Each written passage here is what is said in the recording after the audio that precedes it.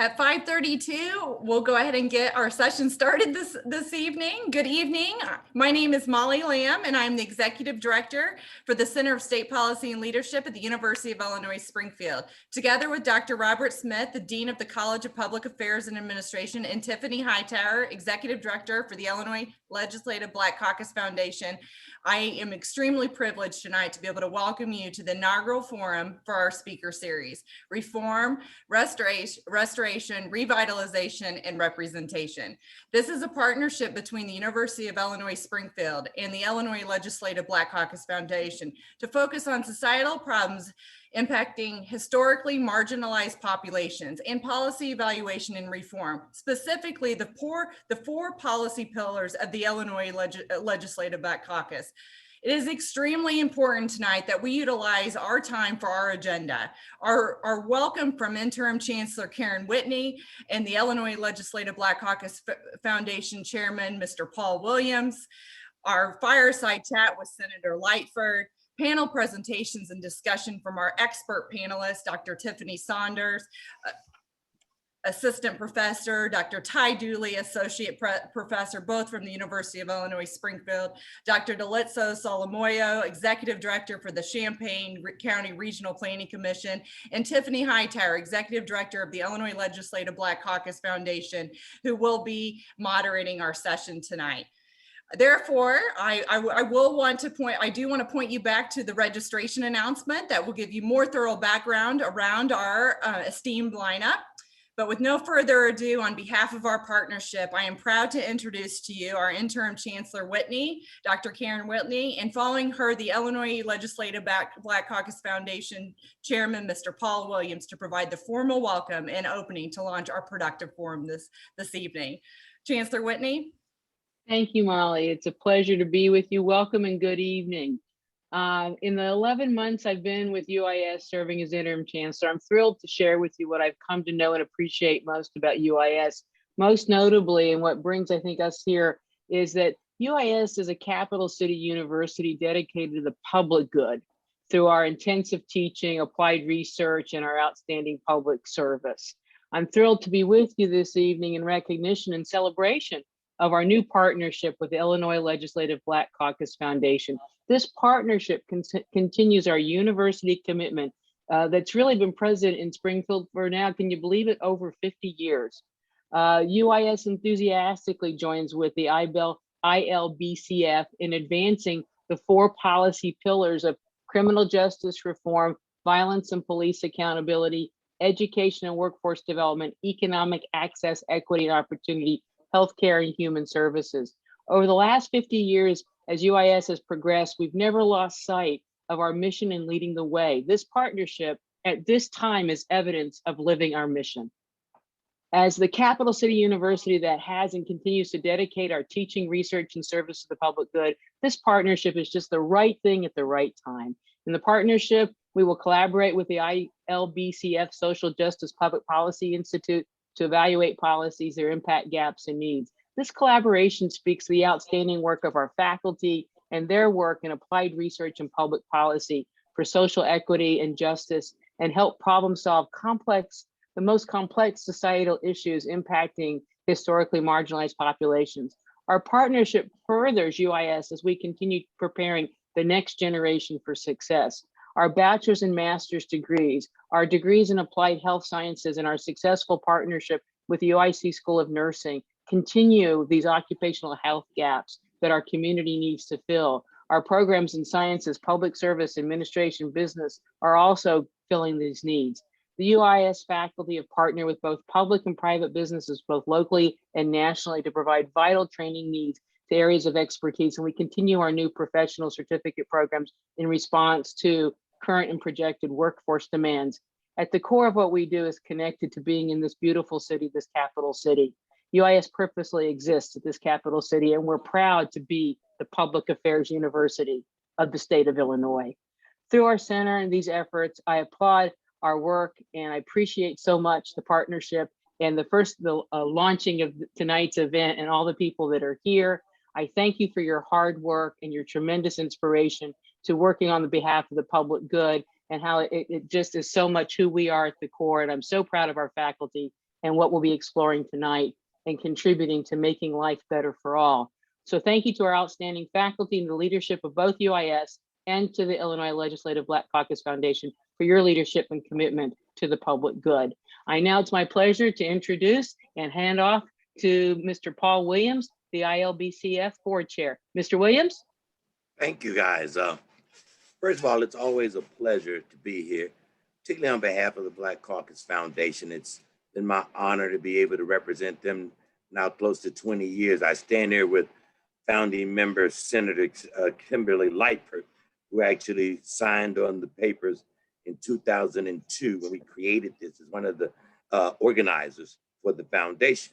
We created the foundation back at that time because we found that, believe it or not, the members of the General Assembly and the goings on in Springfield, because I'm a former legislator back from way back, people did not know or recognize what they were doing in Springfield, in Chicago. We were almost a non-existent entity, even though we had such great people and to think about who actually go on the history to come out of our ranks. You go back to Harold Washington, Carol Braun, Barack Obama. All of these individuals who became core to history came out of the Illinois Legislative Black Caucus. We have so many firsts, including Senator Kimberly Lightford. And so to that extent, we felt that we needed an arm that could communicate what these individuals were doing in Springfield with the community. And to some extent, this event tonight is sort of a realization of what we had hoped for 20 years ago when we began to create the foundation with the hope that we would be able to have a mechanism to communicate with the community what we're doing in Springfield and a forum for the community to tell us what their needs are. So the foundation is what we've done over these past few years. In addition, we reached out and we began to work with students in particular.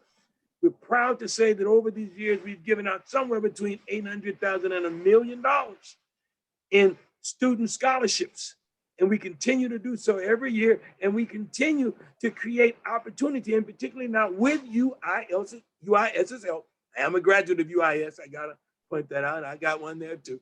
But I'm just saying that with UIS's help, we're now trying to develop our internship programs. We're trying to create fellowship and opportunities for students to learn the intricate parts of government. I was the person who was blessed, just as Senator Lightford, because we were both interns. I was an early legislative intern. I think I actually got inducted into the very first class for your Hall of Famers down there. But it was UIS that gave us this experience. And we want to make sure that other students can get that same experience. So with that said, we want to thank UIS for giving us this opportunity. We want to thank you guys, and we look forward to a long, successful partnership that will lead to a lot of other things, and not just discussion of things, but discovery of answers to problems that impact the quality of life in our community. So with that, and finally, I want to thank, going back to these pillars, that this present day caucus, Senator Lightford and some of the others had the fortitude, whatever you want to call it, to push through and get through done. That just gives an example, because it was a little bit that we, the foundation, helped to them bring together their forum and put their things. We feel proud, and we want them to know that we truly think that what we've been hoping for is starting to come into fruition. So thank you again. Thank you, UIS. Thank you, Senator Lightford. Thank you, Ms. Hightower, for all the work that you've done. Thank you, Ms. Lamb. And thank you, all the participants tonight. That's enough from me. Oh, and now my job is to turn it over to Tiffany Hightower. And so I do that, and thank you again. Good evening.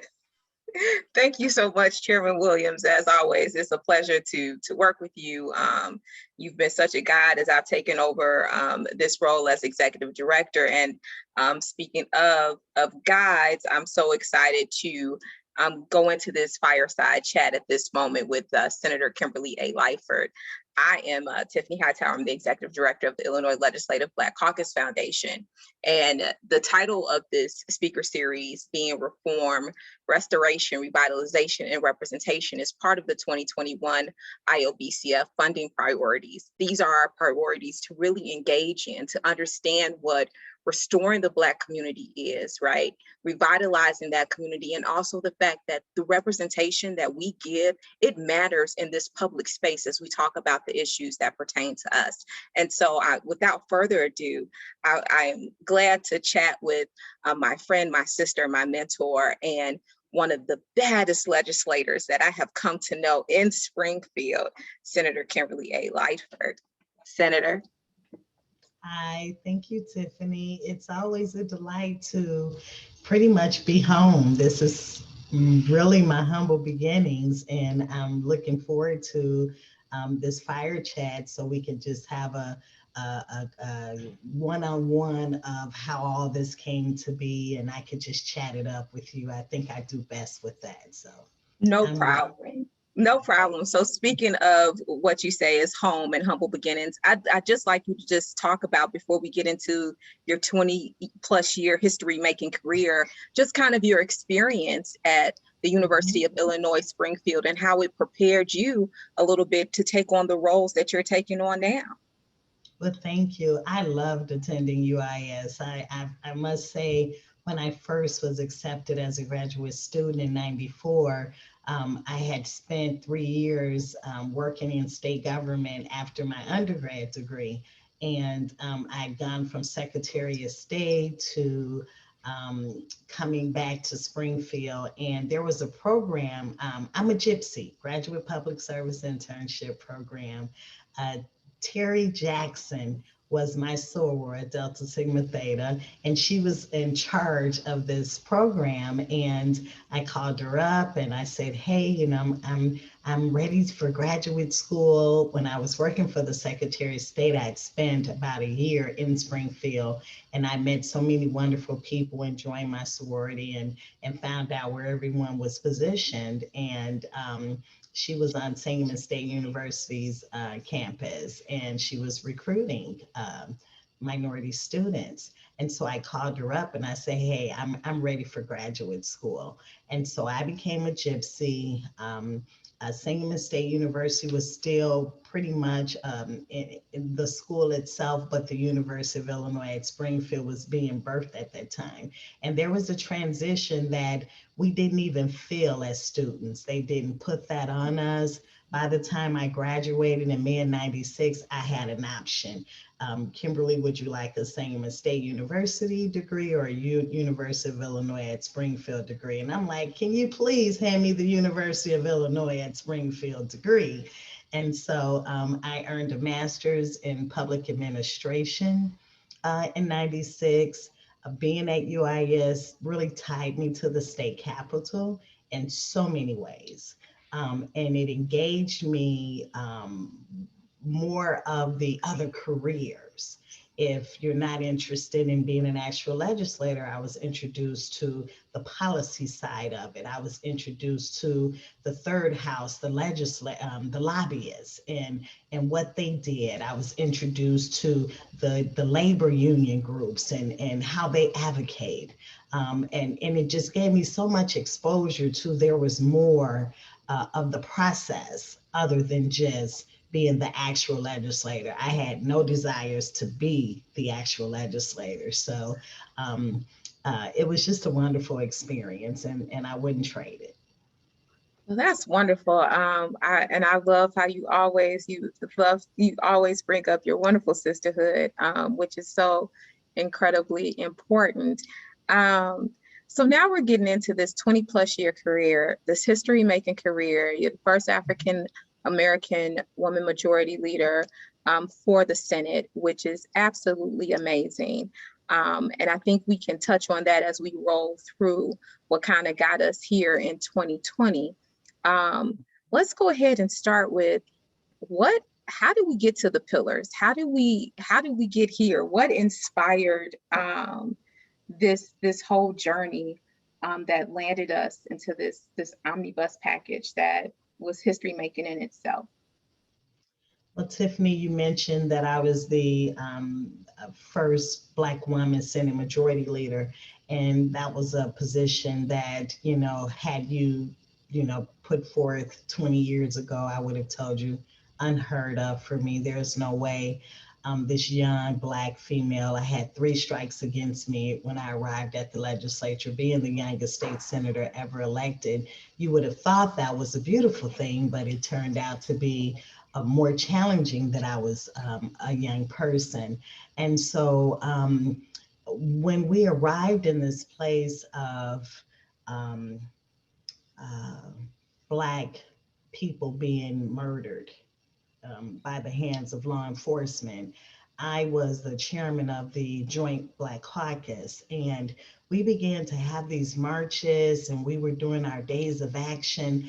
And, I was holding hands with people that didn't look like me. And there were so many people in the parades that I was in that was shouting with me, enough is enough, and was demanding, that democracy be upheld. And they didn't look like me.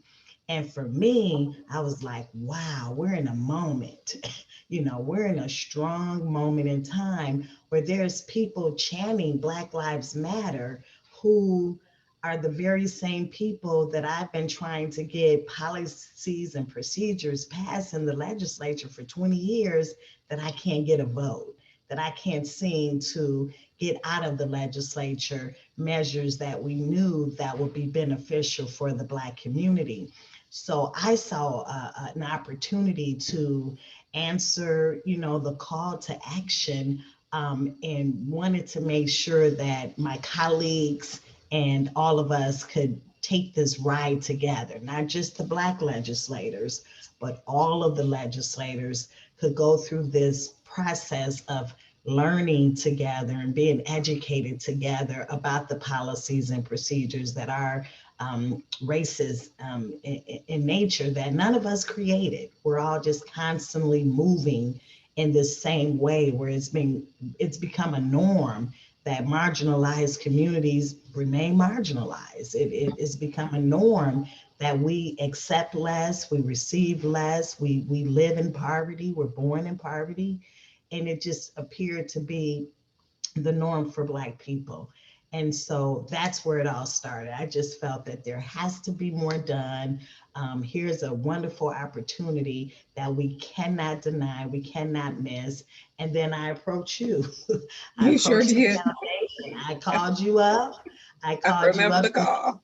We're fire chatting, so I could tell you I called you up. I called up a couple other friends of mine who I think are very intellectual, deep thinkers. And I asked them all, what would you do to progress the Black community? What are the things that are impeding the success of the Black community? Is there anything that you can point your finger at other than saying Black legislators don't have an agenda or Black legislators aren't getting it done? What are the things that are impeding the Black community? So I got all of my best intellectual girlfriends who all think very different on a chat with some wine and a conversation so that I can begin to have an idea of how to build this out.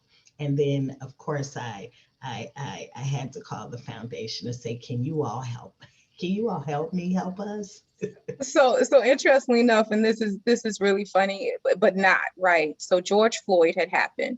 And I remember we were having conversations. We were like 8 minutes, 46 seconds. This is absolutely crazy. Those 8 minutes, 46 seconds turned out to be 9 minutes, 29 seconds of a public lynching. And it was wrecking throughout the whole communities, African-American communities, so angry. I remember you saying, we're almost to the point we're sick and tired of being sick and tired. And we have to create something that is really going to change this all around. And I'll never forget, I remember the call. You were like, Tiffany, I got it.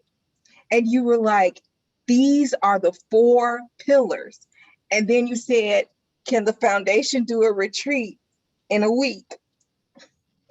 and pull it off, because that's how it went, and pull it all together with 4 days of subject matter experts to really talk to the Black Caucus and to expand upon what you had laid out in the 4 pillars, the criminal justice one that Chancellor Whitney was so wonderful to list for us in the opening session. And so we literally went to work. So I'm throw it back to you. Let's talk about that retreat process for those 4 days and kind of what covered to really launch and be a spark for the inspiration for the working groups that you all started going through. Well, you know, Tiffany, I want to make sure people know that for me, it was George Floyd that was like the final, but it was also Breonna Taylor and you know, it was also Elijah McClain, and I mean, all of us can like ring the names off of these individuals. And Black Lives Matters movement had been moving for years, but it was just the fact that it was more of a momentum that had built up that would allow the Black Caucus to seize this opportunity. It was like this unique moment in time is how I saw it, that we could do a lot of good to address future generations and how, as Black Illinoisans, the progress that they could have and they could endure that we've been fighting for so long. If we can break down some of these barriers and set up some systems that identify the racism and the racist natures that is embedded in policies and procedures in state government. We're lawmakers, and that was our job. So when I called you up to say, hey, can you help with it, put a retreat together, we did that. We yield ourselves to 4 days straight, 8-hour days every day of gathering testimony from those who were experts in the fields, from criminal justice reform to healthcare to entrepreneurship, the procurement process. You know, how do Black people access more home loans and things of that nature? We can't get loans. The banking industry rejects us. So what can we do? How can we formalize this in a setting that could match the General Assembly's process? Because we could go in and we could argue and we could fight and we could protest. But for me, I needed to get something more done than just a protest. I needed to make sure that we were going to make some systemic changes in Illinois. And so the process started with the Black Caucus being committed, coming together in unity, because we knew we had an opportunity. We knew that we could capitalize on all of our colleagues feeling a type of way. We were not quite exactly sure how they were feeling, but we knew that we'd seen them on Facebook in different marches, or we seen them Twitter comments, and would that translate to them actually supporting a strong initiative? And so I thought we have to do omnibus bills, because there's no other way that we could get at the root of some of these systemic challenges by not addressing them and building out a platform, not just a one act or one article, but there is a number of acts and articles that even as a 22-year member that I've seen pass both chambers that were signed into the law by the governor and never implemented by the administration. And then the governorship would change, the new administration would come, and then we're back to asking for those very same things all over again. And so how do we get at some of those challenges as well? And so when that process started, after those 4 days, I knew then that we could not only identify the pillars of public policy that we would address, but that we would also enlist our colleagues to learn along with us in a subject matter hearing. So the Senate, you know, we did all this during COVID via Zoom virtually, and the Senate was authorized to convene virtually, but the House was not. So how do we hold Senate subject matter hearings and also include our House colleagues?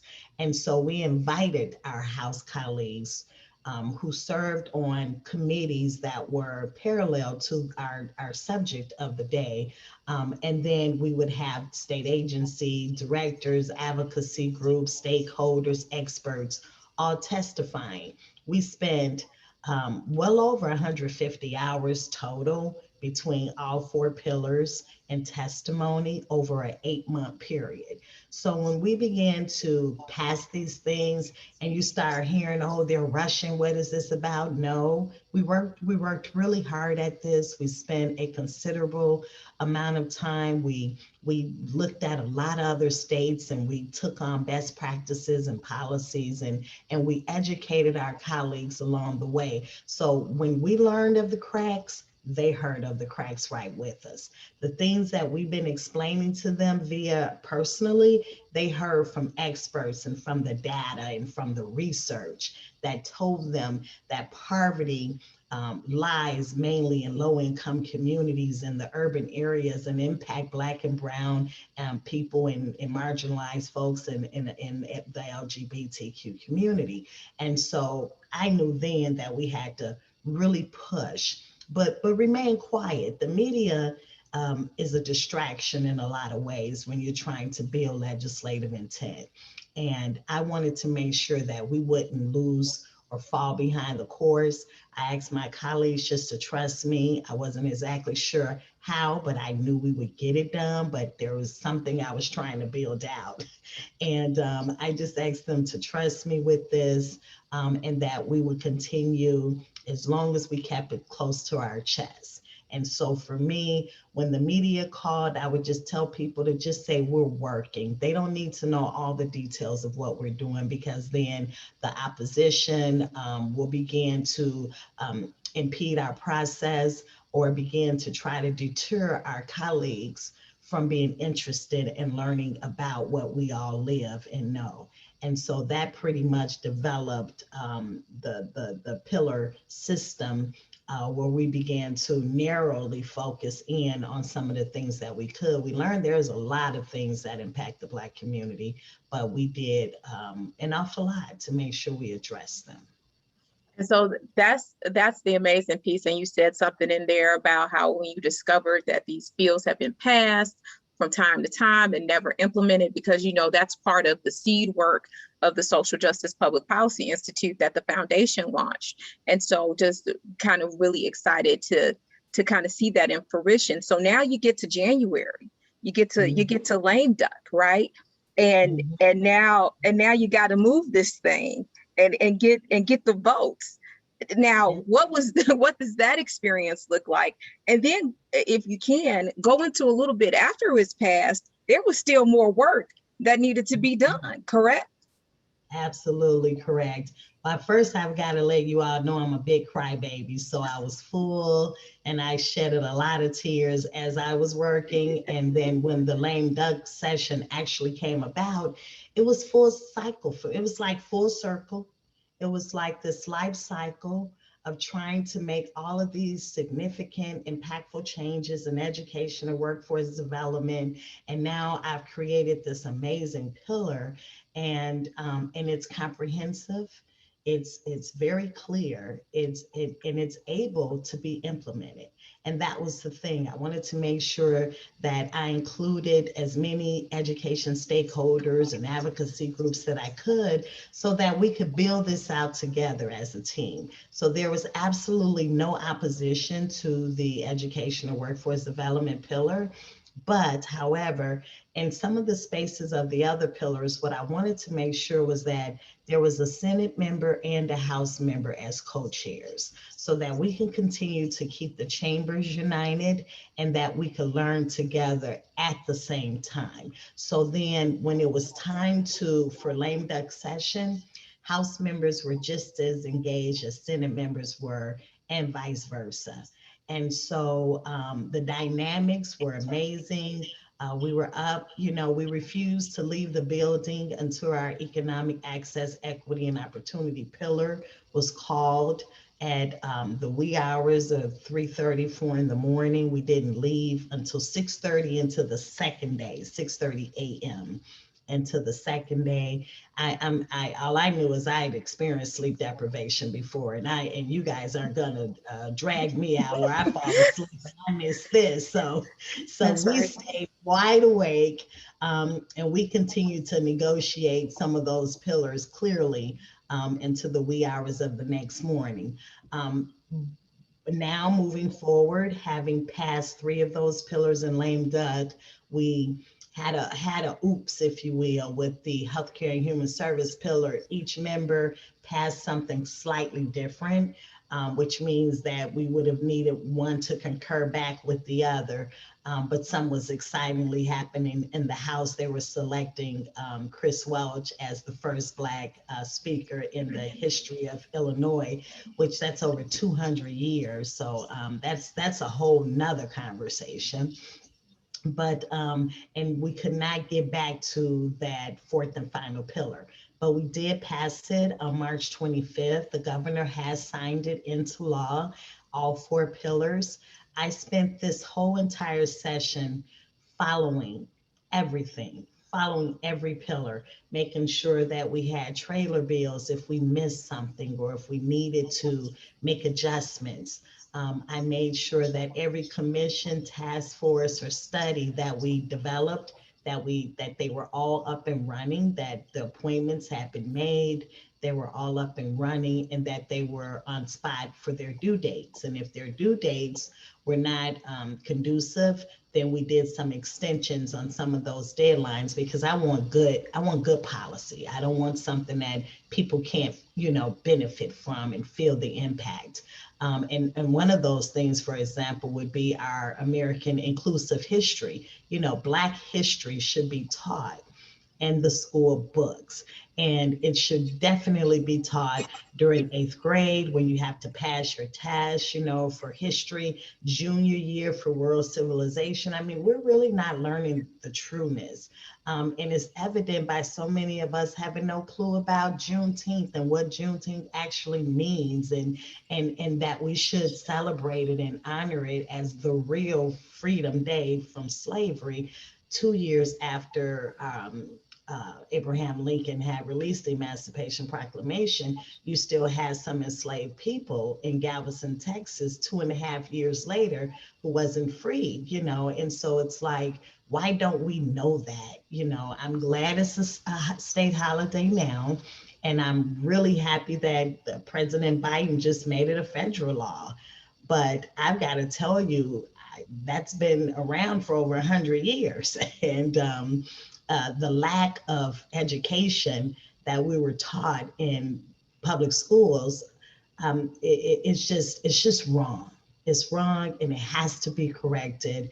And we have an inclusive commission that consists of 22 stakeholders, from principals to superintendents to social workers, pediatricians, everyone that's in the spectrum of a child's walk from preschool through 20. So we call it P through 20, that there should be a voice that can clearly understand and articulate the needs for all history being taught of all people. And I don't want that rushed. And so we're going to get that right the best that we can. So it's just some of those things. And then I want to step further with the budget. We know that there's a cost factor to some of the items that we identified. And so we wanted to make sure that there was resources. And I don't know if this is lucky enough or just God's timing, but with some of the federal dollars that came in, we were able to make sure that we were able to plug some resources in addition to what our general revenue fund would have allowed us to do. We definitely want to have a balanced budget, but we were also able to identify resources in some spaces that we could chime into for the next 3 years to help us build out, if you will. So I did some work around budget. So this session was that next step, if you will. And I truly believe it'll take at least 3 to 4 years to really incorporate the fullness of that 4-pillar system, and for us to really overall feel the impact that it's going to make in the Black community. Well, first of all, I just have to say thank you. right? Because we're fireside and chatting right now, so we can just talk just real quick of one letting me be part of that, right? And the cause and I the tears, I was on the other end of some of that, and I know the yeoman's task that it took to get this done. And I know your heart, and I know you did it not for yourself, right? But for the people, for the African American communities throughout the state of Illinois, to really change the trajectory and the quality of their lives for this generation and generations to come. So, you know, I stand in awe, and I'm sure other people do, and I applaud that work and that commitment and that dedication to taking that on. And then the things that you spoke about just speaks how important it is to kind of not throw away critical race theory. But once again, that's a whole nother conversation. Another discussion. For another day. But Yeah. also commending you on passing and getting Juneteenth as a state holiday as well. Great work there. I think I want you to stay. We all want you to stay with us. I do want to pass it off to get into this panel right now and hear from some of our wonderful presenters from University of Illinois Springfield. I do believe I'm supposed to, so we'll have questions, Q&A at the end of this. I do believe that by the time that we close this, I'm going to pass this to Dr. Saunders. But, you know, in the next 2 minutes, Senator Lightford, before we go to Dr. Saunders, how would you just wrap up the total emotion and the feeling that you have, like when we talk about the tears, and we talk about the journey, and we talk about what got here, like seeing this now all come to pass, seeing trailer bills passed, a pro passed, budget, that this is actually has the teeth to be implemented. Describe, like, in describing that feeling, if you could, Senator Lightford. You know, I just feel that all of those years that I was labeled the angry Black woman because I was fighting for my people, my community, it all became crystal clear to me that I just wanted to make sure that, you know, Black Americans would not have to endure the same struggles, not only the struggles that I had, but many generations before me had to endure. And why be in this position to be able to impact systemic changes? You know, it's embedded in the policies and procedures. We could fight every year for resources for in a $42 billion budget, and we're fighting over $500 million that's left over. That will not change systemic racism. That will not change poverty as we know it. That would not acknowledge that there was this latest statistic. I'm the co-chair of the Illinois Poverty Commission, and there was a statistic that said, you know, 46% of Blacks are born into poverty, and that, or maybe 48% of Blacks were born into poverty, and 46% are adults. The same ones are still in poverty as adults. Only 2% of Blacks were able to be born into poverty and able to come out of poverty. The other 46% continue to live their entire life in poverty. And so that bothers me, because you're just born into a situation and government is impeding your ability to be the best that you can be. And why not allow it to be fair so that all people have the same opportunities and possibilities and be able to dream and work hard and achieve?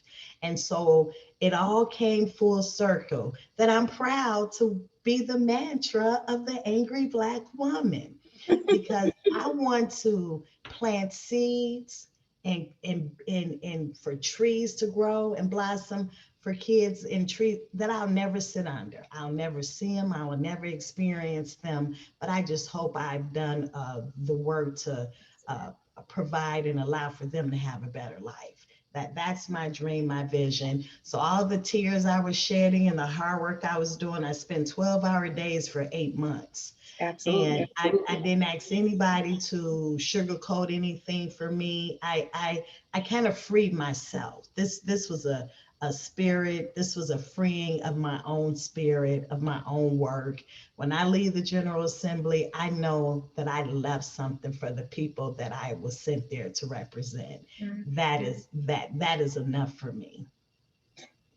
So I leave you and I tell you this, just like I walked into your office and I said, Esther 4:14 for such a time as this, right?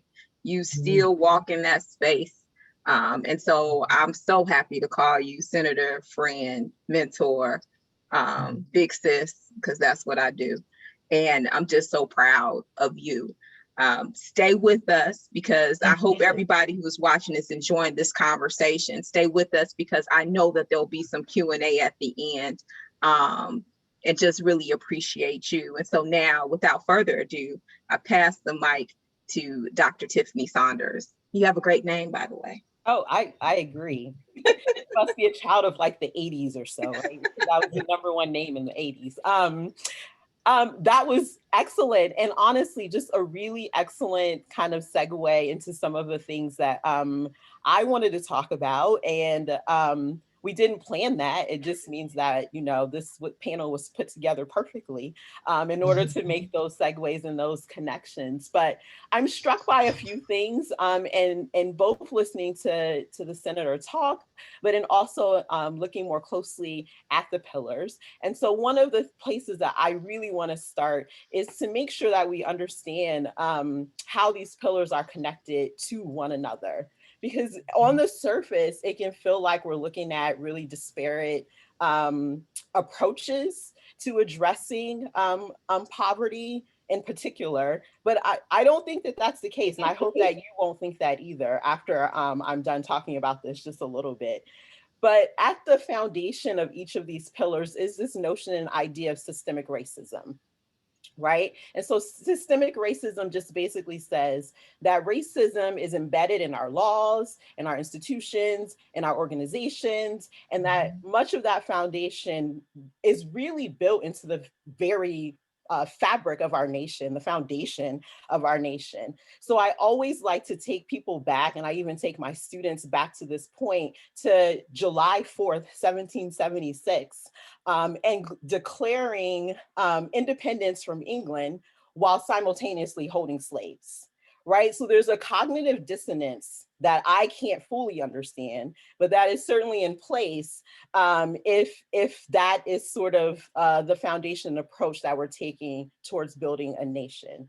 So going from there forward, every other action that happens after that is built on and rooted in that foundation, and is then built on and rooted in racism. And there's no real way to sugarcoat that, and there's no need to sugarcoat it, because that's just our history. And going back to this discussion of inclusive history standards and things like that, it's really basic history that many people actually weren't taught or taught to critically examine in that way, right? So you can learn about the founding fathers, for example, holding slaves, but not critically examine what that meant while also declaring freedom, their own freedom from England. And so I think that that's a very interesting kind of starting point. But that then becomes the foundation. Racism then becomes built into every single institution, from not allowing people to learn how to read, because access to information is power.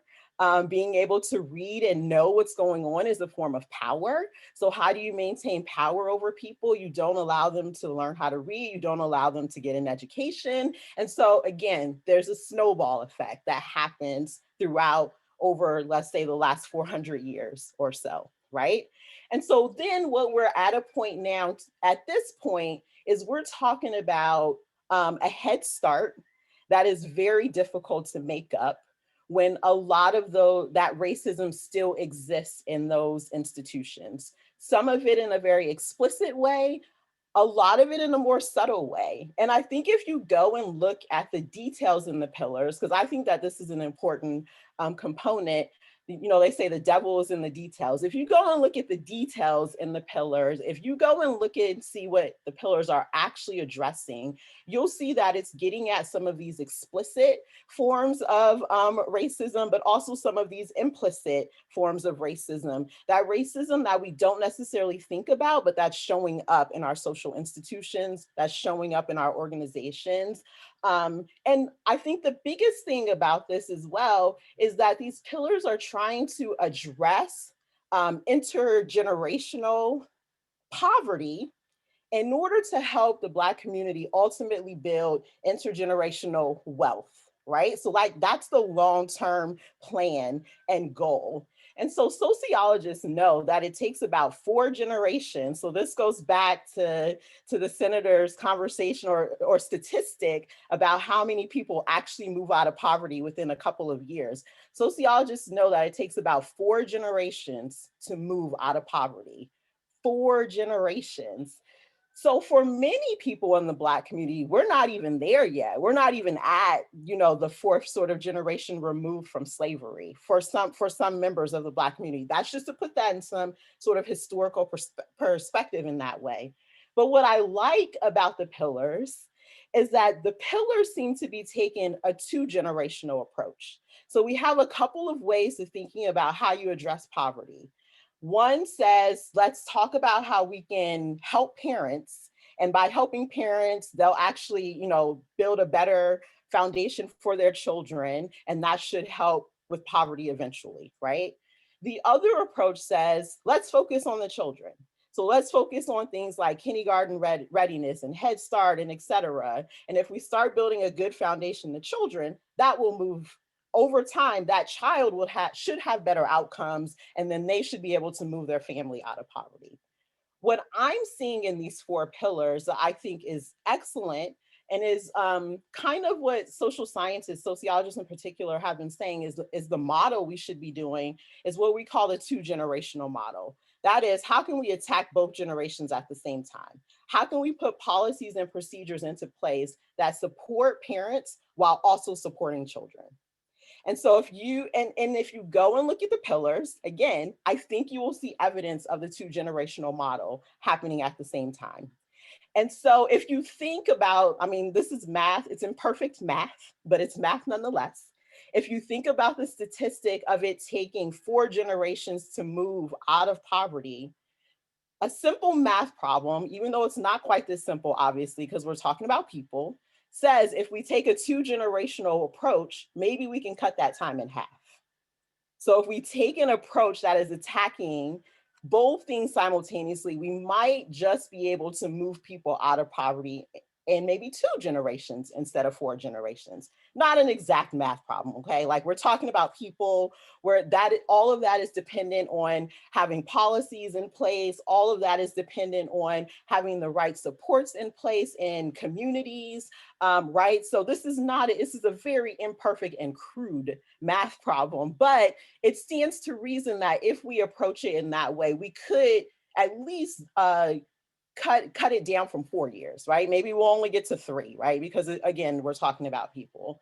And so I think, again, if you go and look at what's embedded in there, and I took a lot of time going to look and see what are these 4 pillars actually addressing? And how do what they're trying to address, does it align with, 50, 75 years of social science research? And it does. And I'm really happy to see hear the senator say, look, we brought in people to talk about these things, because that's been one of my biggest critique about what we're doing here in higher ed is I'm a sociologist. I'm like, we have 50 plus years of research that says what policymakers should be doing, but we're only writing for ourselves.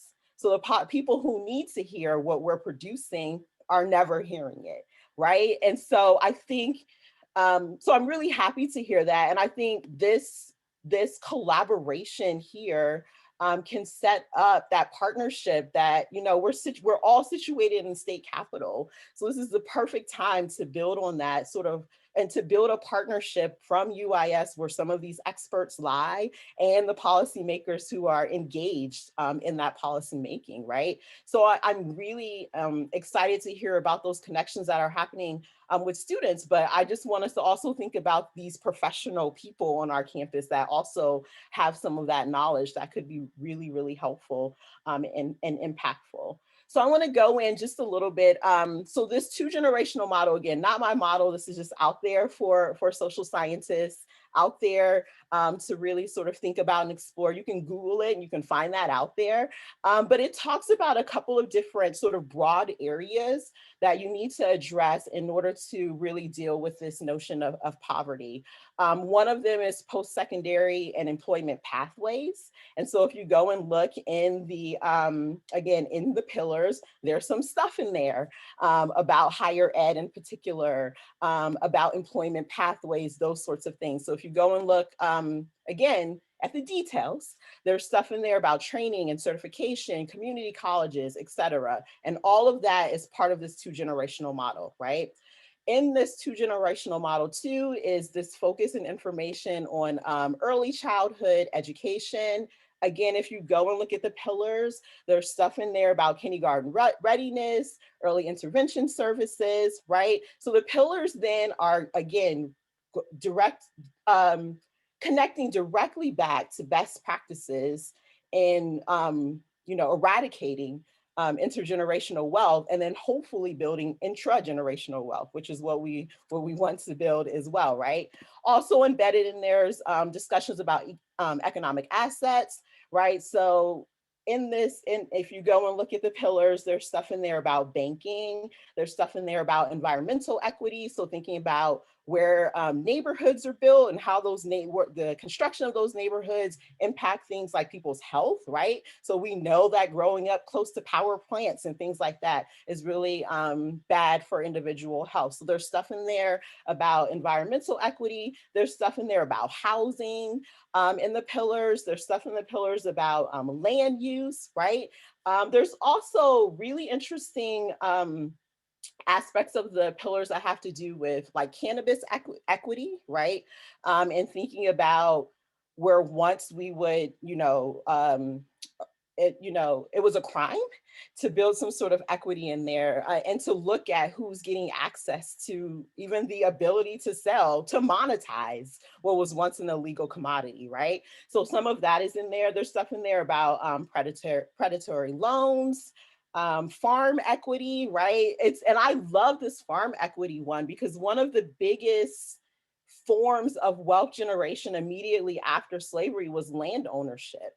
And that was obviously something that freed slaves didn't have access to, right? And so you don't have access to the main component for building wealth. And so for me, it was very interesting and it made me smile and made my heart smile to see that showed up all of these years later, right? That we're gonna go and now say, now we're gonna look at farm equity and how, land is being distributed and used among different groups of people. So I was really, really happy to see that. And also because I have family that owns farmland in Southern Illinois as well. So there's some of that connection to the land as well that I have personally. So I'm not going to spend a lot of time sort of going through every single one, but I would encourage our audience to do that. I would encourage our audience to go and find that 2-generational model. You can literally Google that and find it. And then what I would encourage you to do is go find those pillars and then map those pillars onto that model. And I think you will see a great deal of alignment that if you are interested in and supportive of the need to eradicate poverty, then there is no reason you shouldn't be interested in and supportive of these pillars and be interested in and supportive of the people who work so hard on these pillars as well. I think what's important to note, as the senator said, is this is not going to be an instantaneous, we're going to do this and everything's going to be fixed. This is going to take work.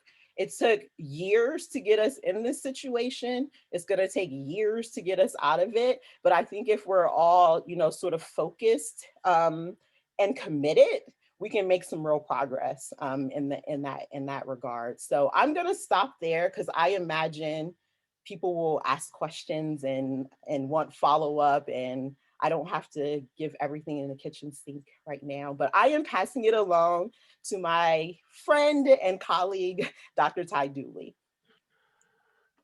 Dr. Saunders, like as usual, you're a tough act to follow, so we'll see what I can do relative to that.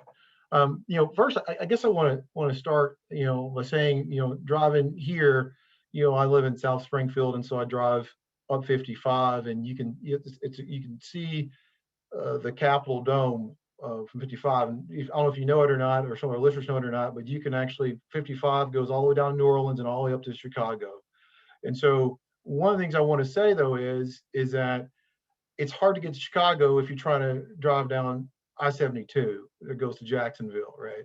And so one thing I can say, I want to say this to Senator Lightfoot, and that being on the right road is important. We're not there yet, but being on the right road is very important, and we are on the right road with these 4 pillars. And so that's one thing I wanted to go ahead and sort of bring out and bring to the fore.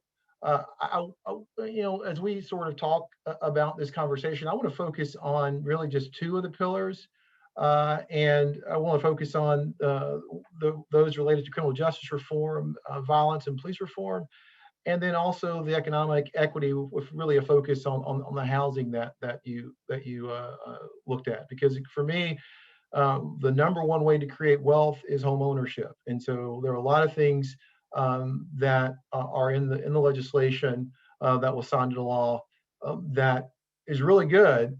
But as a policy guy, I got to tell you, the devil's in the details and the devil's in the implementation, right? So I teach administrative law, and agencies, when they promulgate regulations, that's legislation by other means. And so, I know there a lot of things are those rules have to be promulgated and interpreted and those types of things. And so from that standpoint, from the housing perspective, particularly the economic equity sort of perspective on that, the legislation is good.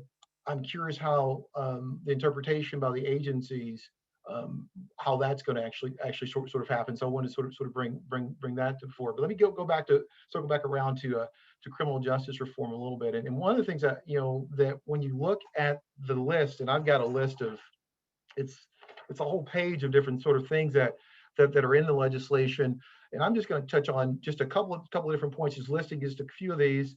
Sets a statewide standard on the use of force, which is extremely important. It requires de-escalation. It requires body cameras to go ahead and be utilized, and that's transitioning in over, I think 2025, I believe, is when that's going to be fully enforced and in effect across the state.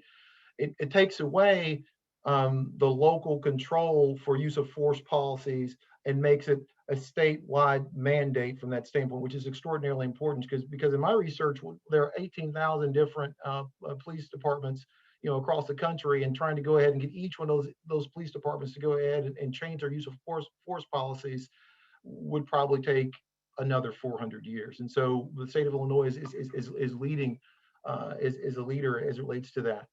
I will tell you that just to kind of focus a little bit on what are we talking about and why this legislation was important. And Senator, you spoke to that a little earlier, but 1 in 1,000. So African Americans, men in particular, have a 1 in 1,000 chance of being killed by police over the course of their life. That's twice the national average.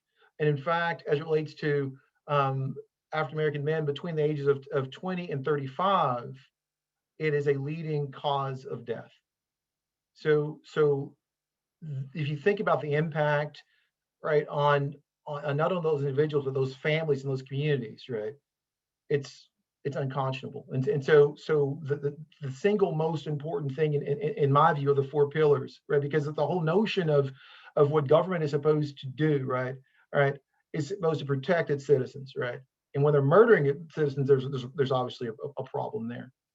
But I think a unifying force, I'm hopping around a little bit and you have to forgive me, but a unifying force that I see also across the 4 pillars really is this notion of geography. Where one lives impacts their life chances across the country. And Tiffany did a great job of talking about the history of systemic racism in this country and kind of building up to that. So in fact, you took some of my notes, and so I'm not even going to go there. But what I will say though, that even after sort of those overt sort of notions of racism were outlawed in the law, redlining practices were outlawed in the law, exclusionary zoning practices based on race were outlawed in the law, but then they took more subversive sort of methods or methodologies, right, to go ahead and still be implemented. It's interesting to note that when you, in almost any city, at least that I've been to, there tends to be a physical boundary in the black part of town, right? When I grew up in the South and in Circuit, Arkansas, those are railroad track, right? And that was by design, right? So once these sort of overt barriers for segregation were eliminated, then government sort of stepped in and played a role in building through African American communities, dividing African communities from the broader community, and the access to capital tying into that in African American communities is horrendous. And so it's great to see issues related to reform for payday lending, oversight functions related to banking and their lending practices from that standpoint. But again, the devil is going to be in the details in terms of how it's enforced by the agencies. And so for me, one of the things that we have to consider, which is important, is ongoing training. And I don't mean just sort of once a month or once a year, but ongoing training and conversations as it relates to putting issues related to bias and racism front and center across all of these institutions. Because ultimately, what we're seeing is, I always like to sort of characterize it really as the politics of fear and love. It just seems to me that there's a notion of fear. There's more and more people of color moving into the neighborhood. Oh, we got to move. We got to leave. Maybe we got to change our zoning practices to go ahead and make sure there's not a lot of multi-unit housing in the area, because it could impact our property values, which is code for other things, right? So I think it's extremely important that we continue to go ahead and educate our populations, and by our populations, I'm talking about collective populations, to go ahead and say, you know what, we're all very similar, right? We all sleep, we all have families, we all care, we all love. And so from that standpoint, that is what needs to happen to go ahead and really sort of impact and break really sort of this cycle of racism, poverty, despair, and disparity that's occurring really across our communities. And so that's, I guess I'm a little early on mine, but I think I'm going to end it right there.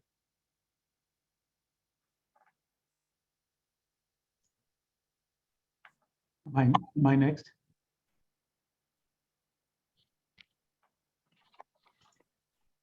Well, thank you, Senator Majority Leader Lightfoot, for your wise and dynamic leadership in the Senate, but most importantly for championing these efforts alongside your colleagues so that our state can begin to dismantle systemic and structural racism right here in Illinois through these key public policy pillars. What I'll do this evening is highlight how some of these pillars that are now state statutes will benefit the work that my organization does in serving marginalized individuals and families with services from cradle to career. I obviously will not be able to speak on each of the pillars and all of the provisions contained within them, as that would certainly take a long time. What I'll be able to do is just highlight a couple of the pillars and how those pillars will greatly enable organizations like mine that are engaged in social and economic justice work to bring about systemic change. It is one thing to condemn systemic and structural racism, but it is a great thing to have the tools and resources to address them. To set the context, I need to briefly highlight some of the work my team at the Champaign County Regional Planning Commission does and how our collective efforts there will be enhanced and become transformative in our efforts to address issues of inequity, disparity, and imparity. The Champaign County Regional Planning Commission is an intergovernmental membership organization that provides a variety of programming in the areas of regional, environmental and transportation planning, economic, community and workforce development, social services, early childhood education, as well as providing technical assistance in East Central Illinois. We administer over 100 federal and state grants and contracts, which are not limited to Head Start, and Early Head Start, Low-Income Home Energy Assistance Program, also known as LIHEAP, Workforce Development, and many others. All of these pillars enhance and uplift our work in one form or another. This evening, again, I will focus on the education and workforce pillar and the economic access, equity, and opportunity pillar, and how that translates to the work that we're doing at the community level. So I'll begin with the education and workforce pillar. This pillar has critical provisions that focus on removing barriers for our most vulnerable children, and the impact on minority individuals from getting into teaching professions. Like many programs and institutions serving the early childhood population, we're seeing more children that need early intervention services due to various issues, among which is trauma. And as one of the largest providers of early childhood education in Champaign County, I'd like to applaud you again and members of the Illinois Legislative Black Caucus and members of the General Assembly who advocated, championed, supported, and put our children first by expanding access to the early intervention programs. It is critical that we allow our 3-year-old children to have uninterrupted services between school years. Our program here in Champaign County serves over 700 children with early education services, and 10% of those children are eligible for early intervention services. 60% of our total enrollment are Black or African American, and about 9% are Hispanic, with 23% representing the white population. So through our program, we see many of the areas addressed by this pillar firsthand. And we believe that the provisions contained within the pillar will enhance and close the gaps in services with equity and fairness for our families and our children, particularly our Black children and families. We believe this pillar will strengthen our ability to prepare the children we serve to successfully transition into kindergarten by focusing on the key developmental domains that are discussed within the legislation. An area of particular interest to us here at the Regional Planning Commission, addressed under the education and workforce pillar, has to do with the provisions that address teacher training. And as a Head Start program born out of President Lyndon Johnson's War on Poverty, our approach is not only limited to early childhood education, but is more holistic in working with our children's families as well. Head Start programs support children's growth in a positive learning environment through a variety of services. However, our team has assessed the provisions dealing with early childhood education under the education and workforce pillar as follows. The Article 10, which deals with allowing children to continue to access early intervention services until the beginning of the school year after they turn 3, our response to that is that we are excited that this will ensure continuation of therapy services for the summer months when children who have previously had gap in services. So we are very, very excited about this. Article 5 codifies the kindergarten readiness assessment. We're also equally excited about this because this will ensure that there are other kindergarten readiness factors such as trauma, history, health and nutrition, family dynamic, etc., which are beyond academic readiness. Article 15, which expresses support for the recommendations of the Illinois Commission on Equitable Early Childhood Education and Care Funding. If a larger umbrella early childhood education and care agency is formed, there is great potential and benefit of interagency sharing, collaboration, and efficiency in processes. There is also the potential to close slot gaps in communities, which is something that we've also been experiencing here in Champaign. Article 35 urges the states to increase the availability of infant early childhood mental health consultations. This certainly will add much needed support for teachers working with children that have some challenging behavior. Mental health consultants that support our staff, it will help them in recognizing implicit bias. They will be able to provide coaching and aftercare in building self-awareness in teachers and families to support equity. As a program which functions as a vehicle for our parents and families to achieve self-sufficiency, Many Head Start programs like ours will hire the parents of our students to work in the program as classroom aides, and after receiving the required credentials, we may hire or promote them to teaching positions. They were significant barriers for some of our parents, most of which have been addressed by this pillar for us to be able to hire many of them to work in the program. And these barriers are not limited to our organization alone. There are other issues that other organizations similar to what we do have also experienced, and I'm going to highlight some of them, some of the barriers. For instance, the DCFS requirement background checks. Those can be a barrier for some of our families being able to get into the field of early childhood education. Personal negative school experiences that parents may have had as part of the experience. Biases that they may have felt from school personnel. The teacher qualification requirements to a great extent are also barriers for particularly minority individuals to get into the teaching field. The cost of schooling, which includes some of the non-financial hardships, having to conform to the white supremacy culture, including the teaching pedagogy, which pretty much focuses on there's only one right way. These are some of the challenges I think that through these efforts are being alleviated or being addressed. The education and workforce pillar specifically addresses the issues of barriers for minority teachers as follows. It expands and reprioritizes distribution of minority teacher of Illinois scholarships. It removes the GPA requirement for alternative educator licensure. It urges the Department of Human Services to increase access to supports for teacher credential and degree attainment with a focus on reducing barriers and increasing minority teacher representation. And it establishes new definitions of national board certified teachers. Some of the work that our organization is beginning to look at as a result of this historic public policy, the historic public policy pillars that were passed and signed into law, some of the conversations we began to have, particularly on the early childhood side of our organization, is the need for ongoing aftercare with all training initiatives, including open dialogue and reflective practices.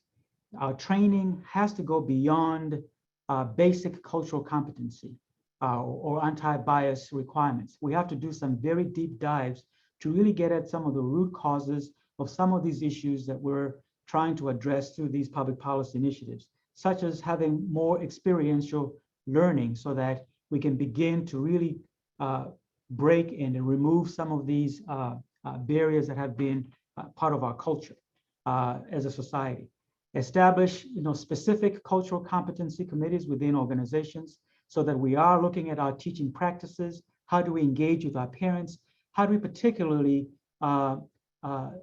engage and interact with students or children of different cultural backgrounds?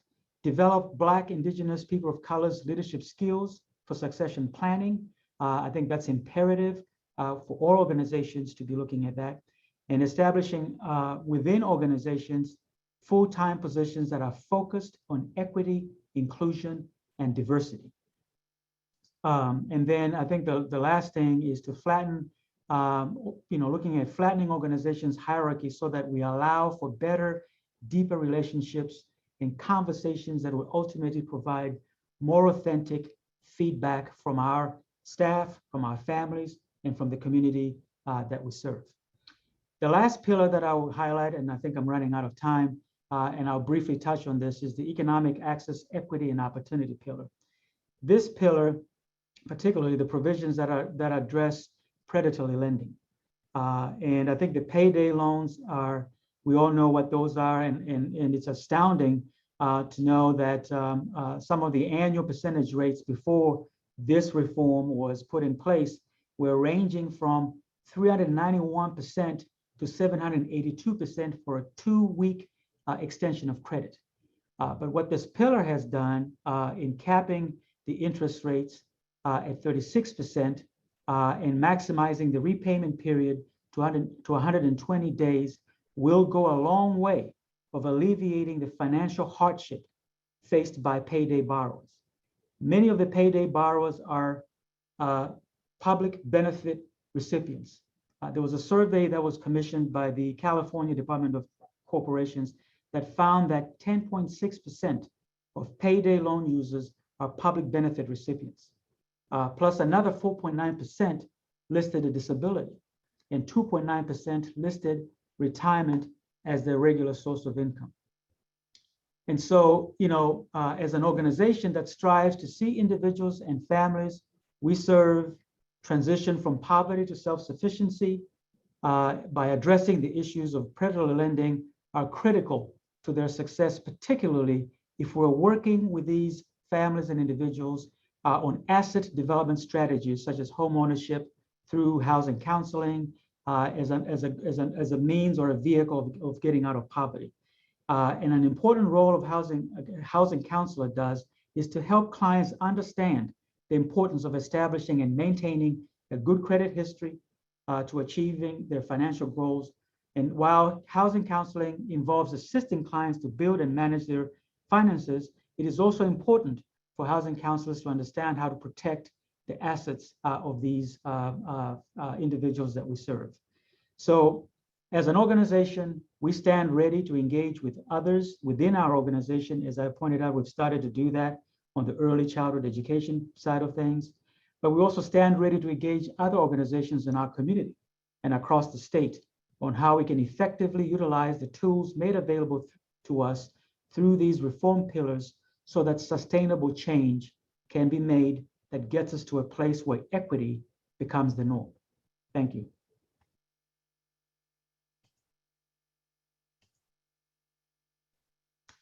Yes, No, that absolutely was amazing. Because I think this whole session has gotten us at the what, and then the why, and then the how, and then the when, and we know the where is the state of Illinois. So it answers those things. And I think for me looking in on this, the whole circle of that, and to see how the direct impact on the ground is puts us in such a space to me of reflection. I think now we're going to go into a little Q&A. Molly, are you there?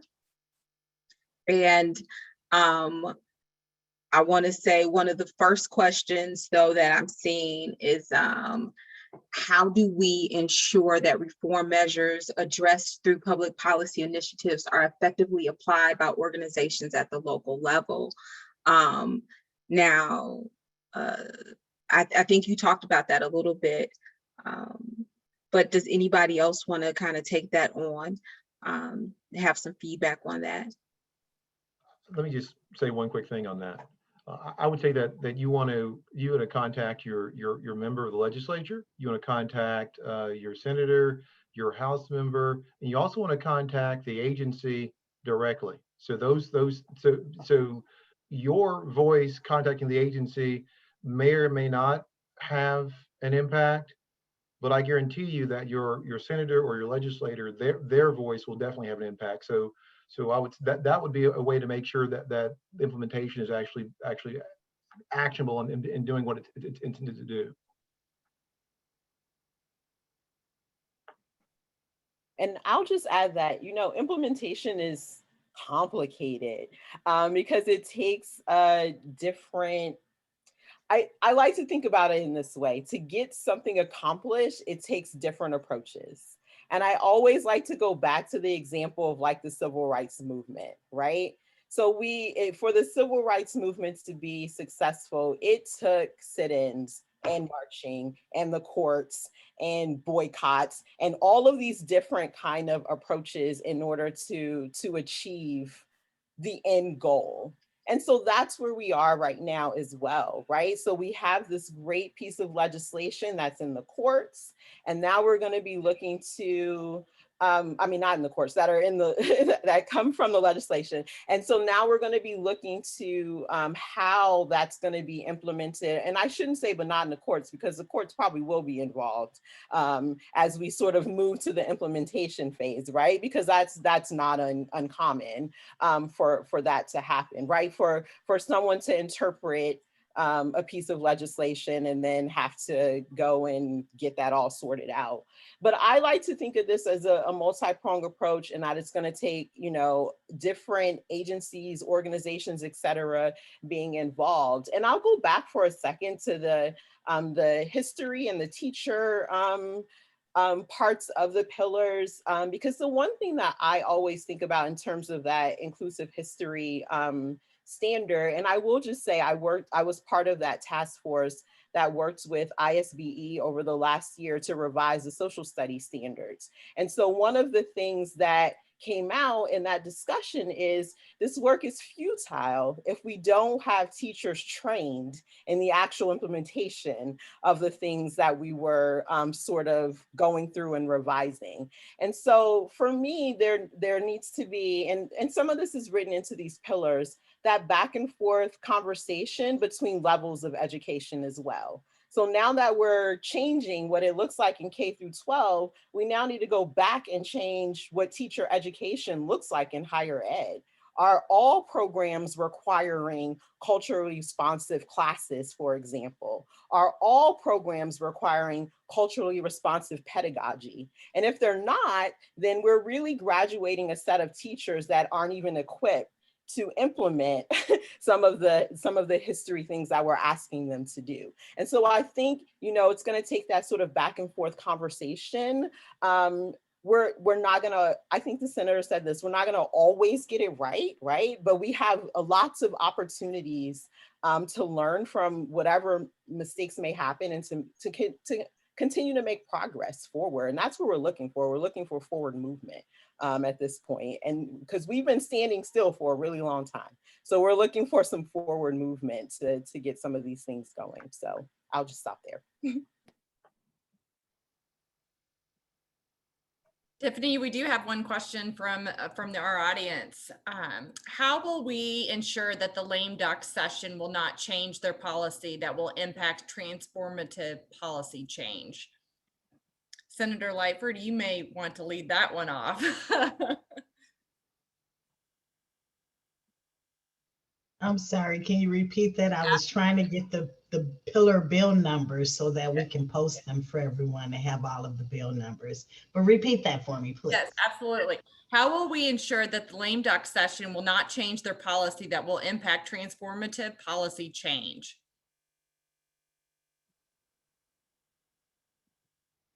You went on mute. I don't quite understand the question as it relates to lame duck session. I don't understand the point they're making.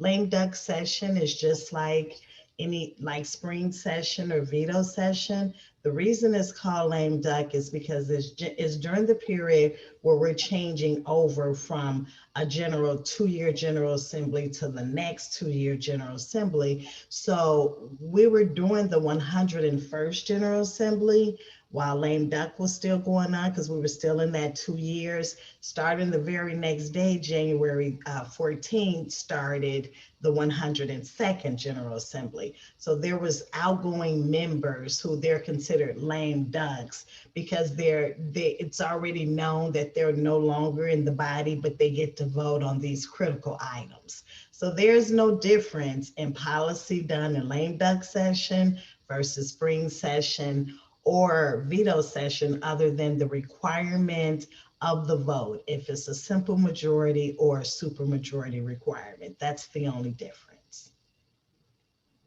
Thank you. So we have a question from someone in Champaign County. How are the residents being educated about the programs you spoke about today, about the education and economic opportunities? So we have various ways in which we engage with the community, from social media to other community, events that we might be part of, where we may provide information on our programs. One of the things that we've just invested in is we've purchased 2 outreach vehicles that will be fully equipped with workstations, and we intend to be able to go to neighborhoods to provide our programming and services, as opposed to expecting the community to come to us all the time. And so this is going to be a new approach that we're adding to what we do here in Champaign County. Great, thank you. So I think there was some clarity, Senator Lightfoot, on the question about lame duck. I think the question overall is how can you make sure that during veto session that's coming up in the fall, that it doesn't go back and erode all the transformative change that was made based on the pillars and the implementation that was done during spring session? Right. So I don't know a nice way of saying I'm not concerned about the rollback of the pillars. That was well done. Thank you. That was really well done. Thank you. So no rollback, no concern there. No concern. I'll expand. I was trying to think of the right way to put it, since we're not in the fire chat anymore. So let me just say this. A lot of times when you do there had not been omnibus bill around the legislature for a very long time. And I actually first learned of an omnibus bill as a student at UIL. So ironic. When I was in grad school, the then Governor Jim Edgar, had done this omnibus bill, and it was a part of our discussion in one of my classes. And they were talking about how it's like a Christmas tree, and it's more ornaments and ornaments building up on this Christmas tree. And there's all these items under this one article. So I began to think, there's no way we can pass a bill with a single subject to rid Illinois systemic racism under any umbrella, right? And I said, we have to use an omnibus bill. And so quite a few of the legislative body is like, what is an omnibus bill? So they hadn't even heard of an omnibus bill, which was wonderful. So as you can see, pillars 1, 2, and 4 has one bill number. But when you look at pillar 3, you'll see that it took us 4 separate bill numbers because under the articles, we could not tie in housing under banking, or we were not able to put some of the entrepreneurship procurement pieces under housing or banking. So although it was intentional to be another omnibus bill, we were unable to do so statutorily. So that's why that pillar has separate numbers. So Tiffany, I'm not so concerned about the rollback. We did witness, however, some bills this session that would have been trying to actually impede the progress that we've done, but most of them was in the criminal justice reform space. And we all know that there was always this big challenge with law enforcement. Although they were at the table, they participated in the development of what we ended up with, but then they say we're opposed and we want to fight it, and we'll start with cash bail as an argument, and we'll start with there was another provision that they used, the media highlighted, and you lost all of what was actually in the pillar, because all you know is law enforcement don't want it, and why did they remove cash bail? But all of those detailed items in our criminal justice reform pillar that included violence reduction and police accountability is so rich, is so much there that you cannot minimize that to just a single item of cash bail removal, right? And so I think that that's what hidden racism does. It was a form of what you got. I'm so proud to hear you all, understand the pillars. I was sitting here crying for a minute, then I got excited for a minute. And so, because I'm thinking, this wasn't told properly. It wasn't relayed in the press properly, in the media properly, so that those local groups that you're asking me about won't know. and they will not implement, and they will not begin to follow up and develop hey, the Black Caucus passed this bill, that did X, Y, and Z. What's happening? They don't want us to know, so it's still being suppressed. So this forum helps, spread the word. It helps those in the field. It helps those out there doing the work know that here is where you can look for opportunity, and here's what the expectation ought to be. So I would say that as long as I'm there, I can guarantee that I will continue to wear the label or the tag as an angry Black woman to protect the work of the pillars. And then I'm going to continue to build it out. And then I think, Delitzo's point is, once I'm gone, I am already doing my pass the torch. I'm already preparing my colleagues who are there to say, hey, here's what you ought to be following. Here's what you have to do for follow-up. And I've gotten us all the way to year 4 of, if I'm not here any longer, if I retire, if something happens and I'm just swept off my feet, and I'm no longer in the legislature, this work has to continue on. So we're already doing that with succession planning in terms of protecting the pillars. Well, Senator, thank you for being such a champion. And this next question, I personally love it, and I think you will too, and everyone on this panel. And it's about, how can the normal citizen help? What ask do we have of them? The first one was join us in this partnership and in these speaker series to better understand, right? What else can we say to our citizens that are listening and will listen after with the recording? What can we ask them? How can they help? So I wanted my daughter to know I was recording. She comes in and just will start having a full conversation with me. But here's what I think the average citizen should do. They should share the knowledge that they have with their neighbors.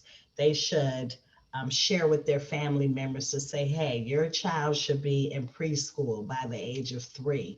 And while they're in preschool, there's some early intervention services that should be available to them. There's some mental health consultations that are available for them. And if their parents can't pay for it, there is some Medicaid diagnostic screenings that DHS has to cover that will cover this piece. So I just think it's informing our communities of what is available for us in all of these spaces. And to say, hey, I've got a niece or I've got a nephew that's in college. Maybe we should talk to him about thinking about being a teacher. There's these minority teacher scholarship opportunities because they're trying to grow the teacher pool.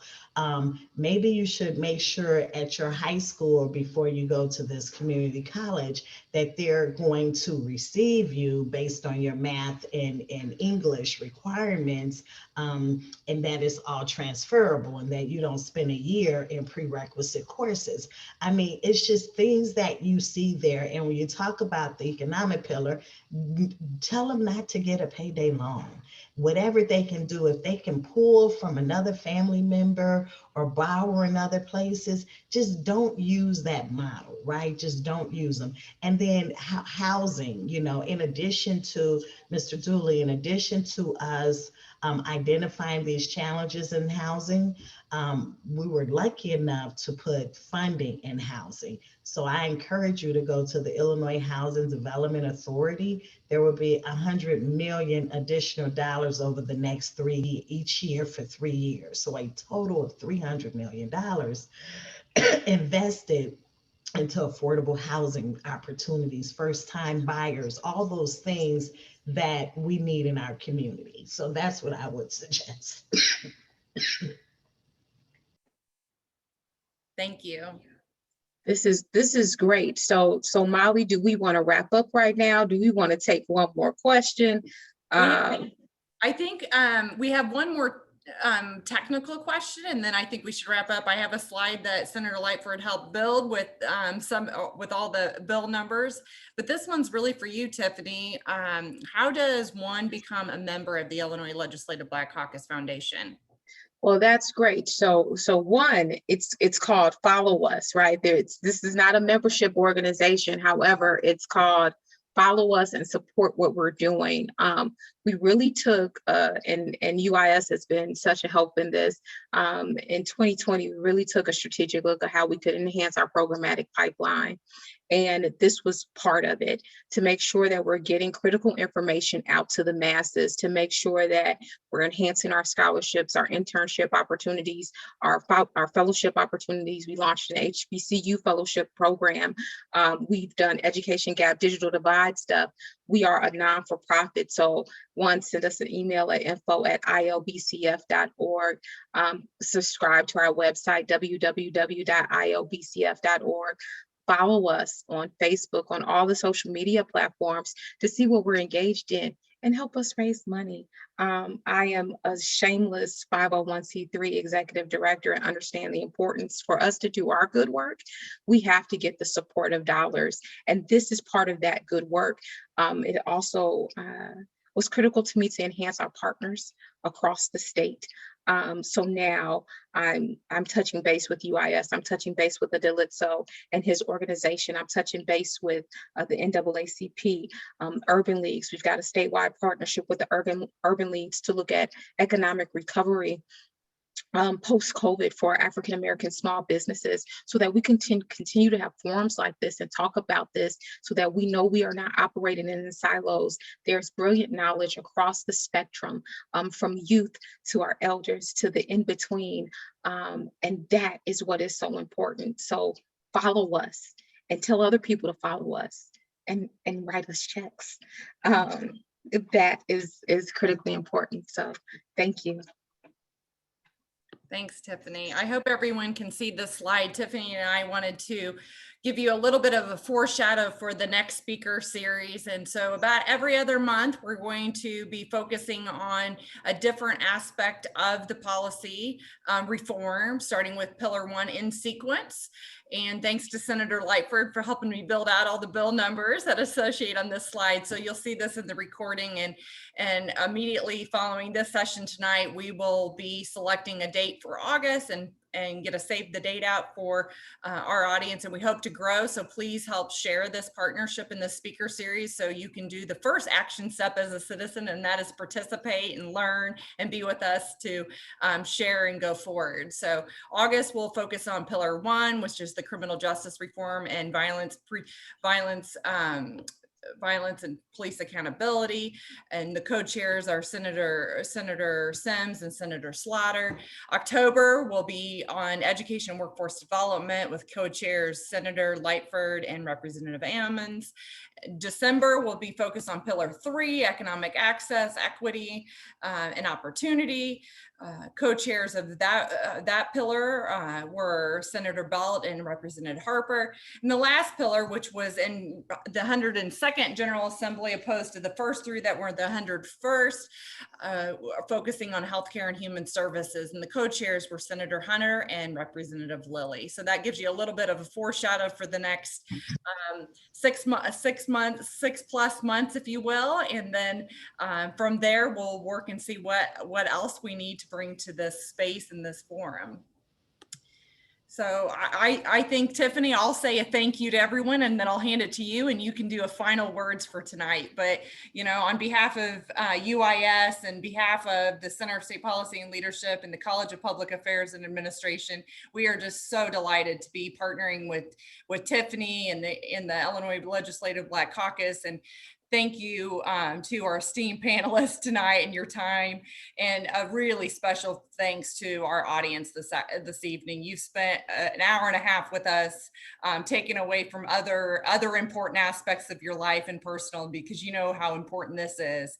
And we appreciate your willingness to be here and help champion alongside Senator Lightford and others as we go forward. So thank you so much. And Tiffany, I'll hand it to you. Thank you so much. And once again, just to echo everything that Molly said, thank you everyone for joining. Senator Lightford, Deliso, Dr. Tiffany Saunders, Dr. Ty Dooley, just amazing. UIS Chancellor Karen Whitney, our, of course, Chairman Paul Williams. Molly, thank you so much for partnering with us. Travis, thank you so much for this good work. What I will say is this, there's an African proverb and it says, sticks in a bundle are unbreakable. And when we come together like this, we are all separate sticks, but when we come together and learn and combine our knowledge, the knowledge that we have is completely and utterly unbreakable, and we become a force. And so to the nice way that Senator Lightford said, I'm not really worried about any rollback, is because she understands that she's sticks in a bundle together, and that collective wisdom makes us unbreakable. Thank you so much. We look forward to seeing you all in August. Follow, support, because the work is oh so good, and it's about improving your lives. So thank you and have a good evening.